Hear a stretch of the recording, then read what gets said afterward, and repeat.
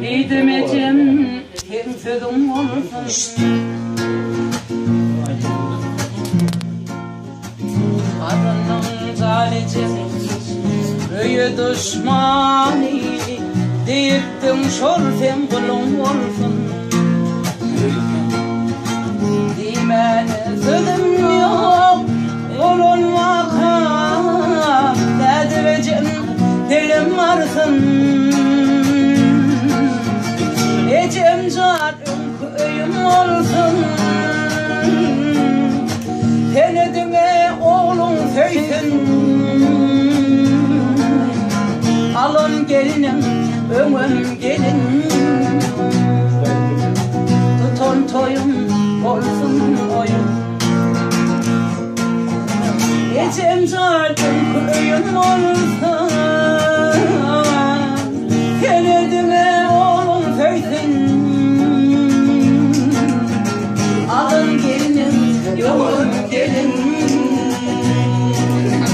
Tutun toyum, olsun oyun. Ne olur diyeceğim can ilin sorağında il bölümde dillenecek vardır. Bir ağlar yüreğime salın yaramda yaşlı benim yüreğim vardır. Yanlışım yok için senin günahından kısmetimde doğumda vardır. Ecem canım köyüm olsun.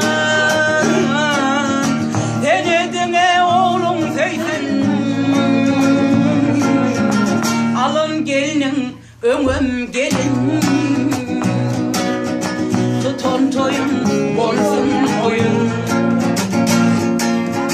Ecem canım köyüm olsun. Denedine oğlum söysin. Alın gelinin ömüm gelin. Tutun toyum olsun oyun.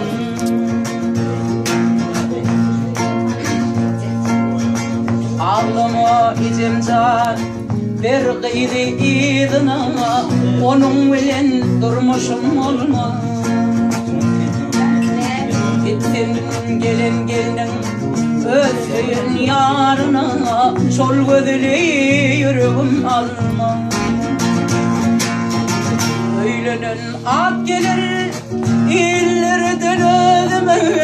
Adımda yünkülük kalmadı. Ecem canım köyüm olsun. Tenedime oğlum söysin. Alın gelin ömüm gelin. Tutun toyum olsun oyun. Ecem canım köyüm olsun. Tenedime oğlum söysin. Alın gelin ömüm gelin. Tutun toyum